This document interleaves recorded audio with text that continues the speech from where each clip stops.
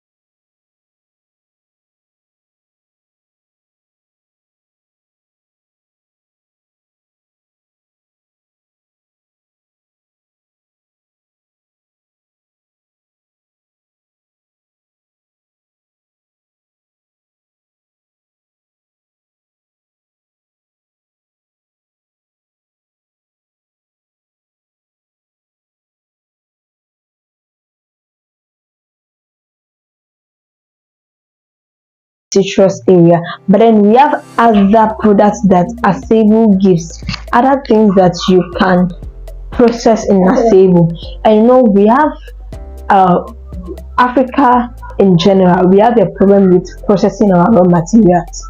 So if, for example, we have cassava, we have yam, we have season for them that they grow, and you know how to process this thing for us, there's no way that if you venture into this kind of business, you are not going to make it. You are going to make it, because when there's no cassava or it's not cassava season and we have cassava, people love eating fufu, they like eating banku, they like eating any of this raw material. They are going to like it. They are going to love it. They are going to buy it. Not only ASEBU people are going to buy it, but other people from other community are also going to buy it, and your business is going to go far, far, far, far. Another thing you can also venture, that is the agriculture part, is also the snail. If you don't know, we like snail. But then we don't grow snail in our country. We don't have a lot of snail in our country, that is in Ghana, and we always source it from our neighborhood country, that is Ivory Coast, and then I think Senegal and other countries around us. That is where we source for the snail. So if you have your own snail factory or your own snail farm that you do snail, people are going to get it. And anytime there's no snail in Ghana and you still have snail with you, imagine people are going to come to you, and it's going to go far, not only in ASEBU, not only in Ghana, but the whole Africa are going to come for you for it. If you are finding value already, please don't forget to give this video a thumbs up and also subscribe. The next one, you should also look at the health sector. Guys, I can count how many hospital or how many pharmacy we have in ASEBU. And let me tell you, anytime we are sick and the sickness is kind of much that the smaller health facilities in ASEBU can't pay, they refer us to the big one, that is the one in Abodunkwa. Even the one in Abodunkwa is not big. If they can't treat you at that place, they refer you to town, that is Cape Coast. So tell me, if you want to give birth and you have some complications, you have to come and drive some mile to Abodunkwa or to drive to town before you can give birth.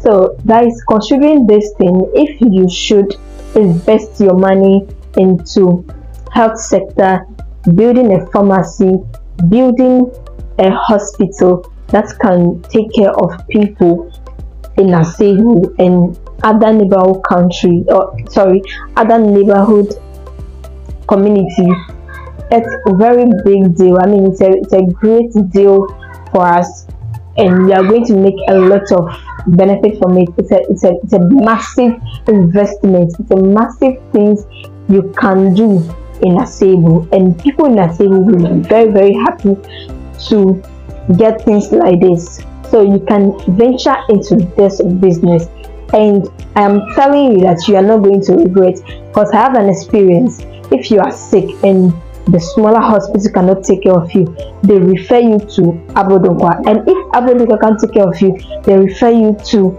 Cape Coast, and if Cape Coast can't take care of you, they refer you to another community again. So why can't we get it in ASEBU for people from other communities to also come and enjoy these facilities? That is a great business that you can invest your money in if you are looking at long term. Another one you can also look at is the education sector. Guys, I schooled in ASEBU. I did my JHS in ASEBU, and I know how the facilities over there are. I mean, how people have removed their kids from school just because the school is not having a good facilities, and they are not having competent teachers, and they think that the place is so rural for their kids to attend, but then they send them to town like Cape Coast to go and stay there to school. So if you come and invest in school, people from even different communities are going to bring their kids to the school. You kind of build a school that have a boarding house, that have a great facilities. No matter how much you charge them, so far as you are giving them the service that they want, they are going to come. They are going to come, and imagine if they come, what are you doing? You are getting your money. You are doing business. School is business, although you are giving people knowledge, but then you are making money as well, and also employing competent teachers who are very good at their work can also help you move forward in this business. So don't forget about that. The next one you should be also looking at is the tourism. You know, we like our heritage in Ghana. We like our culture. We like everything. So if you build a hotel in ASEBU, we have one of the hotel at the street, on the street in ASEBU. That hotel is very old, although it's big, but it's very old. And I can't talk about other hotels that I know, because that's the only hotel I know for sure. That's the one I know. I'm not outing type. That's the hotel I know. So when it comes to ASEBU and you build a hotel, and I'm sure someone have built a Airbnb for people from the diaspora to come and stay.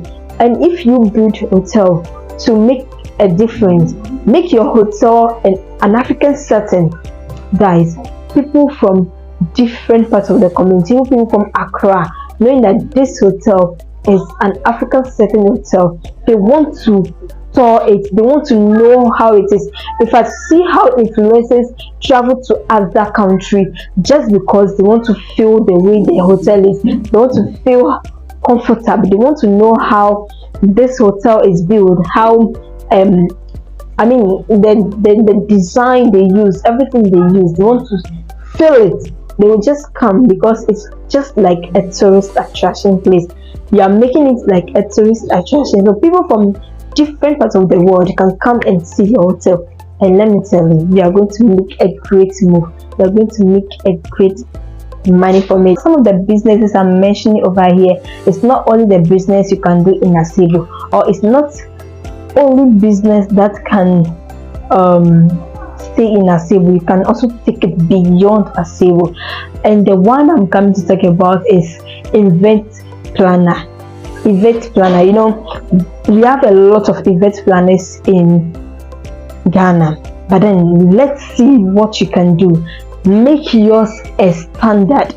Let me give you some gist, or let me give you some ways you can do your event. You know, some event planners, they only plan the event for you, but then they don't include the food part.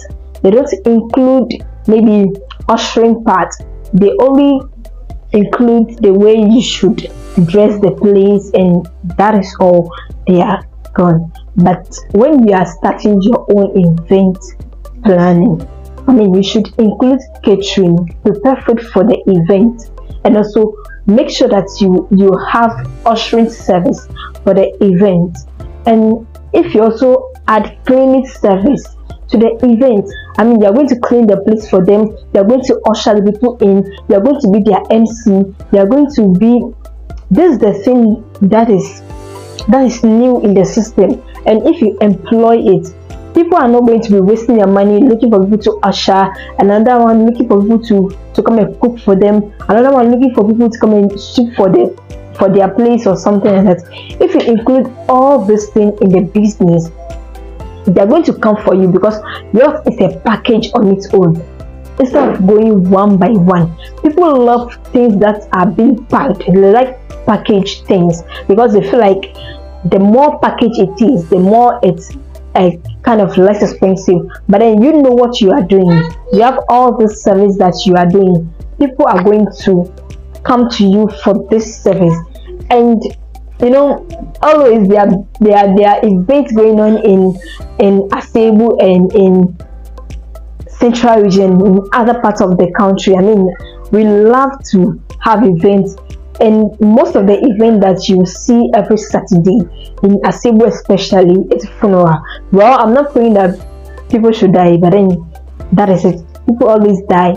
Yes, it's part of the death is unavoidable. Always plan for it. Yes. And also wedding too is there. People look for people to plan their wedding, how it's going to be. So if you have all this service including in your event planning, my dear, you are good to go. So guys, this is the business ideas I'm going to let you guys know. Well, I'm giving you all these things because I feel like all these things is going to be of benefit to people. Another business that can never go wrong in ASEBU is a catering business or a chopbar business. For some of us who like eating fufu, who like eating stew, and then we don't like preparing it ourselves, you open this chopbar. Let's say you are from the diaspora. Of course, you might not know how to prepare this food, but then you can add the food from outside, because I'm sure our people, they like food from outside, and you also add your local dish. You employ people who know how to do this local dish, and you also bring this continental, you immerse them, and let's see the way forward. People are going to come to your restaurant because any kind of food they want, they get it. They will get it. So far as their food is delicious, they are going to come to you and eat your food. And eating your food meaning you are making money. It's a great business that you can invest your money in. In fact, catfish business is also a lucrative business, because in ASEBU we don't have sea, and people have to travel to Cape Coast or travel to Elmina to go and get fish. And if you have this catfish around, people who want catfish, instead of them moving to Yamuransa, moving to Cape Coast, moving to this far end to get a catfish, they know you are selling the catfish. There's no way they are not going to get the catfish from you. Yes, and if you make it a little bit cheaper, not too expensive, you are going to make a lot of profit. I mean it. So guys, think about this business, because this is a short-term business. I mean, and it's a very long-term as well business. It's short and then it's long, depending on if you want to continue or you want to stop. That business you can also venture into is a wholesale business.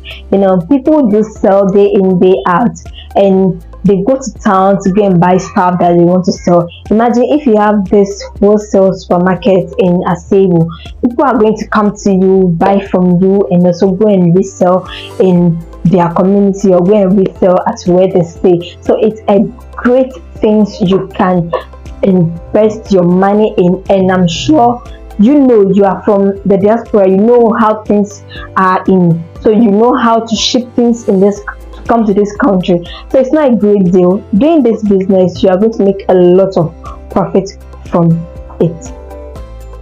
Another one you should also look at is infrastructure.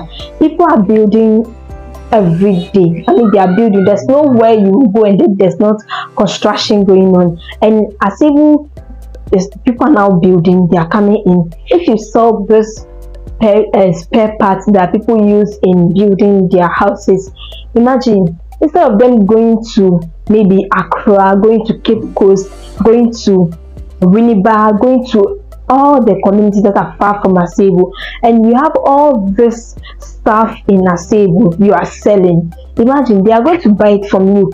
Just don't make the price too high. Even if you make it too high, let them add their transportation fare to the money and see whether it's convenient for them to buy it from you or to go and buy it from town. But then don't make the price too high for them to decide to go to town, and they're going to make a lot of benefits from it, a lot of money from it, because I already told you ASEBU is on the point to develop to the highest level, and developing is constructing, building. So they are going to buy the stuff that they need in building the place. So you can also venture into that business as well. Yes. So guys, I want to stop this video here today. If you have found value, please don't forget to give this video a thumbs up, subscribe, and let's see each other in the next video. Bye bye.